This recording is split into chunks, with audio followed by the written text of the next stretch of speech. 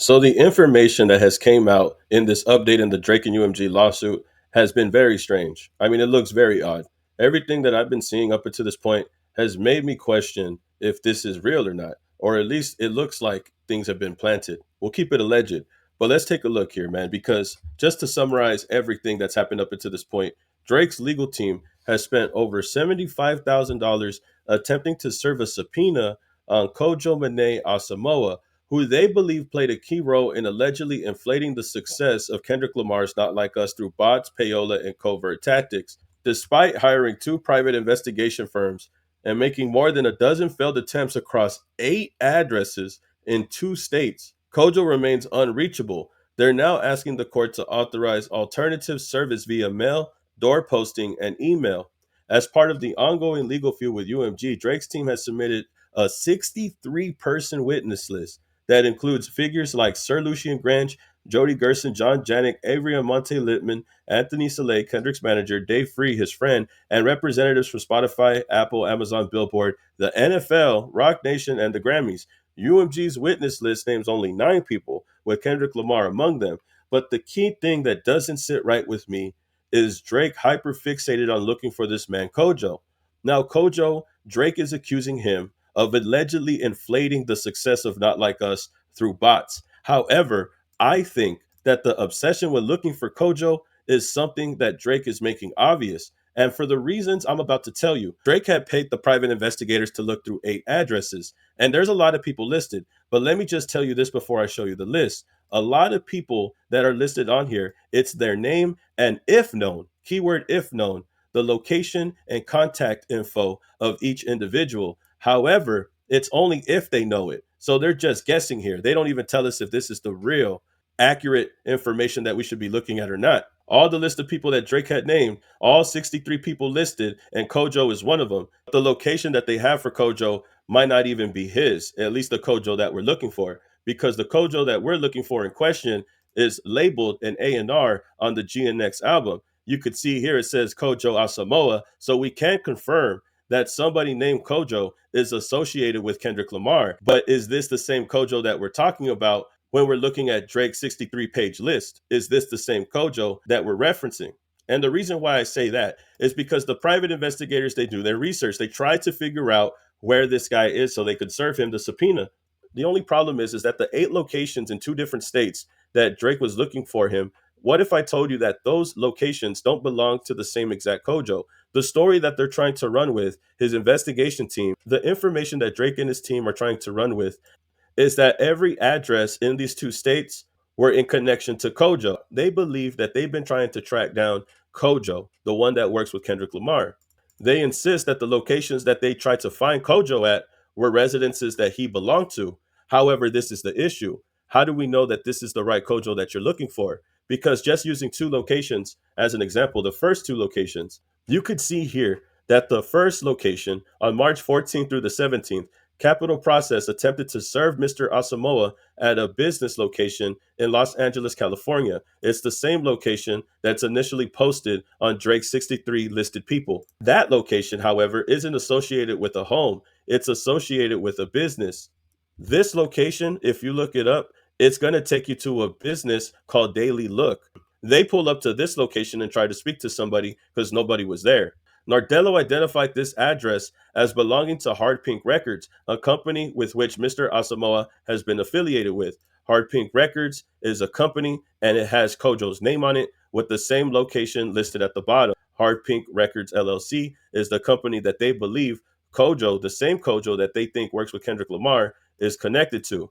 But we can't confirm that right now. From what I'm telling you right now, bro, these private investigators are just looking on the internet like me and you and are just looking at people named Kojo, but they can't confirm if this is the same Kojo that works with Kendrick because it just gets stranger from here. You see, when they were looking for this person during each of the 3 service attempts, no one answered the door. Following these attempts for 6 days between March 29th and April 9th, Nardello conducted the surveillance at the address. During the surveillance, Nardello uncovered the additional evidence of Mr. Asamoah's association with the address, including by speaking with a woman who stated that Mr. Asamoah was the owner of the business at this address. So they did confirm that Mr. Asamoah or somebody named Mr. Asamoah is somebody that apparently owns this business.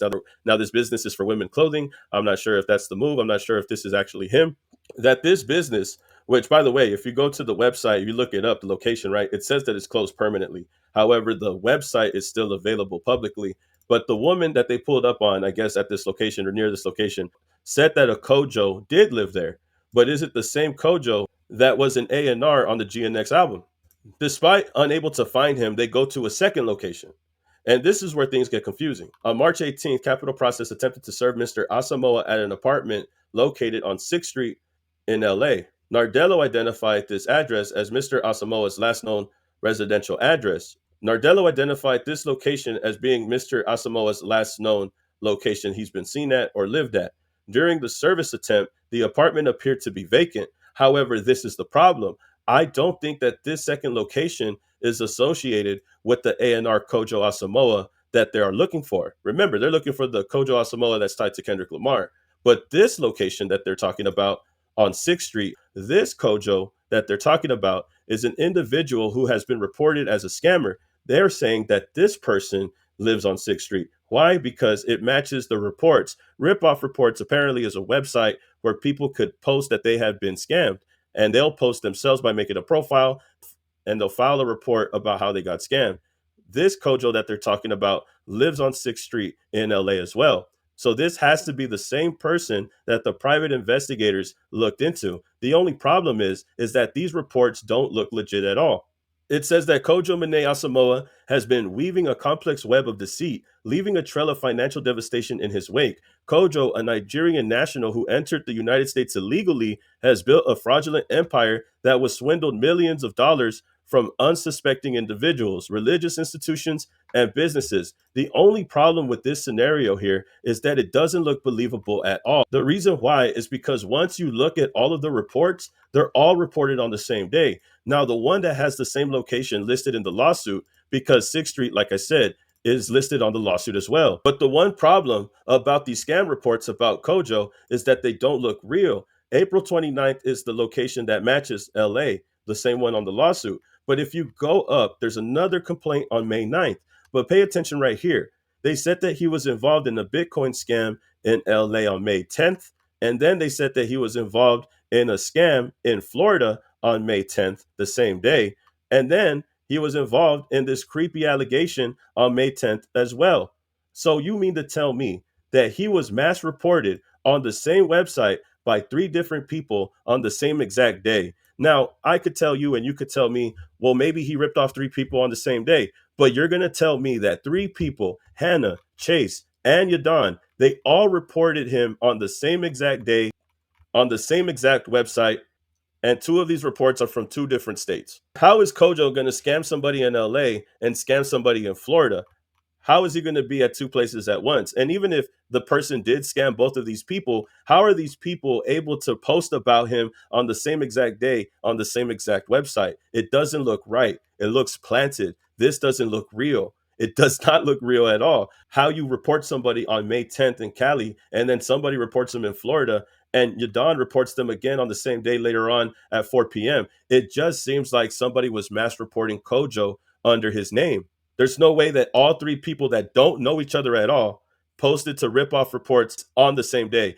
Who has a ripoff report account? I mean, let's just be real. And how many people are posting on this account consistently enough to talk about the same person on the same day around the same time? It doesn't look real at all. And it starts to look sketchy because the one that's listed with the same location in the lawsuit for location 2 commented on that report. It's somebody named Kojo, and this profile responded by saying that these are a bunch of lies and defamation. These reports are a hoax and was created for defamation purposes. There was no proof to any of these allegations. Personal data that was obtained illegally was shared on this report for no reason but to hurt and defame Kojo. Remove this ad immediately. So this person is on the internet named Kojo telling the people on this website that this is false and is used to defame him. I wonder why someone named Kojo is going out their way to tell people that these scams don't look real. And I have to agree, these scams do not look real. They look like they were mass reported on purpose and they look planned. Now I'm starting to think that all of these posts were only made to make Kojo look bad. It would make sense that if Drake dragged Kojo into court and they bring him into court and look at his past digital footprint and notice that he's been accused of scamming. It fits the narrative for him botting streams. If you're scamming people and they're reporting it online, then you look like an untrusted individual who would be involved in something like that. However, I don't think that those reports are true. And if it is a Kojo, if it is Kojo that is scamming, I don't think the person at this location is the same Kojo that works with Kendrick Lamar. I don't think that this Kojo that's located on the scamming website is the same Kojo associated with Kendrick Lamar. But if the information is being put on there to defame Kojo, it could be used to make him look like a criminal. And if this is the case, it does make him look guilty before he even gets served. But why would Drake be so fixated on making Kojo look guilty? Why is he even chasing Kojo in the first place? Well, if you remember way back when Academiks got pressed by Dave Free, he had talked about Kojo. He had talked about how he had first initially went to Mr. Morale concert by getting invited by Kojo and knows him personally. Got to there. And I was like, huh? I said, brother, back then I didn't really go to concerts like that. I said, y'all invited me. And he was like, nah, we never invited you. No, my memory has recollected. I was invited, and you could do the homework on this. 2022 by Kojo. Me and Kojo have done many business together. Number one digital guy, number one blogger. We've ran it up. Don't you worry. He works for y'all exclusively now. Ask him, did you give act tickets to Kendrick's concert? He works for y'all now. So if you're wondering, I didn't remember in the moment because I'm like, no, it came from y'all. But he was working for y'all, and he gave me tickets that time. Okay. Anyway. So Drake has to know Kojo either through the business or through Academiks. Either way, Kojo is known by Academiks and is known by Drake. And I'm starting to wonder if he's so fixated on looking for Kojo because of Academiks, because of the business that he's involved in. So is Drake obsessed with Kojo because of Academiks? Did Academiks tell Drake something about Kojo that he's now trying to drag him into court about? First of all, I don't even agree with Academiks or any type of resources that he says, because after Drake had submitted the amended complaint, one of the things that they had to remove was the allegations that Academiks had brought up on his stream when he brought somebody random up to bring up Anthony Saleh. They had to remove this allegation from the amended complaint because they just didn't believe it. They didn't buy it at all. It says that this string was removed because they couldn't believe it. And this is the one where he brings up Anthony Saleh. This is when Anthony Saleh had confronted him and all of that, right? In the amended complaint, they removed this. So I don't know why Drake would be hooked on this guy. Is it because Academiks told him about Kojo, or is it because he knows Kojo because he's number one in the game, or whatever Academiks said, right? We also can't forget the time when Grand Wizard, an associate of Academiks, was hacked and Drake had to get their account back. Before he was able to recover the account, there was messages that were leaked between him and Drake, and they were talking about how Not Like Us was going to come out. The music video was going to come out, and people on Twitter were sharing it. People that had shared it were Kuroko, other accounts like this one that no longer exist, and Academiks. They had talked about this and sent the messages and screenshots to Drake, showing Drake that they had talked to Kuroko, and asked that account on Twitter why they removed the post about Kendrick Lamar's Not Like Us music video. It says, how come you had to take down the Kendrick post? And they respond with a gift. After this message, you could kind of see where it says, was it Kojo? And then Kuroko, the account, it says Lamau, no. And then he says, should I tell Academiks to take it down? That's why. And then Kuroko responds, they might hand out DMCAs. You could see him typing right here. So this person, Grand Wizard, who's connected to Academiks and Drake, was asking Kuroko if Kojo was the one that removed the accounts. So obviously, everybody in the background knows who Kojo is, except the public, and nobody could find him, not even the private investigators. This could also be another reason why Drake is so fixated on Kojo also. I say all this to say that the private investigators that Drake had hired, I think they're looking for the wrong guy. I don't think that the addresses all tie to the same person.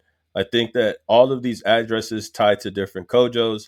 Either Kojo is a common name, but I don't think that Kojo, the one that works with Kendrick Lamar, is tied to every single address that they looked into. I think that the private investigators looked at every single location because it was tied to an individual named Kojo, but I don't think that it's the same Kojo that is considered an A&R on the GNX album. But my theory is that what if Drake had paid his private investigators to go and investigate these locations to make it seem like Kojo does own all these places, or at least had lived at these locations at one point in time, despite not being able to prove that this is the Kojo that's connected to Kendrick Lamar. What if Drake is trying to make this look real? What if Drake is trying to make Kojo, the one that's tied to Kendrick Lamar, look like a scammer? What if he's trying to make him look like a scammer in this scenario? Because, like I said, bro, I don't know how three people from three different places are going to post on the same website around the same time. Within 2 hours of each other, three people from different parts of the country reported Kojo on the same website on the same day around the same time. This information looks planted, and I don't know why that Drake's private investigators will continue to pursue it when someone named Kojo tells people in the comment section that these reports are a hoax. Unless Drake wants them to look into it to make it look real or to make it look like it is tied to the Kojo that is close to Kendrick Lamar. Let's make Kojo look like a scammer. Let's make it look believable that he would bot streams. Let's make it look believable that he's a creep. Let's make it look real. We'll keep it alleged, bruh. There's other addresses that the private investigator went to. They claimed that they had ran into his brother, but the brother said that he didn't live there. We don't know if this is the right Kojo. They went to Maryland, they went to California. They tried to look for this person in two different states. And what's funny is that the scammer, they make him look like he lives in LA. They claim that Kojo lived in Maryland and that his family home was in Maryland. So the A&R that's tied to Kendrick Lamar, is he from Maryland? Is he from California? Because they're saying that Kojo's parents are originally from Maryland. They ran into his brother. They talked to Kofi. They asked him about his brother, and he refused to provide his current address. Is this the real Kojo? Is it not? Either way, private investigators investigating a false report on a Kojo looks ridiculous, and it looks like it was planned on purpose to make it seem like Kojo is involved in shady activity without really proving it. In theory, I think that Drake is trying to make Kojo look like a shady person. He's trying to make him look like a scammer because I don't know why these private investigators would look into those theories, would look into those scam reports after somebody was claiming that they were a hoax. Somebody is responsible for those fake reports. I don't know who. Why send your private investigators to research all of these different Kojos and try to come back and say that it's all the same one? It doesn't make any sense unless you're trying to make them look like a crazy, evil type of scammer. But who knows, man? Who knows, man? Y'all could tell me. We'll keep it alleged, bro. But y'all tell me how you feel about this and get back to me, man. Like, comment, subscribe, and I'll see y'all in the next video, man. Peace. Keep it alleged.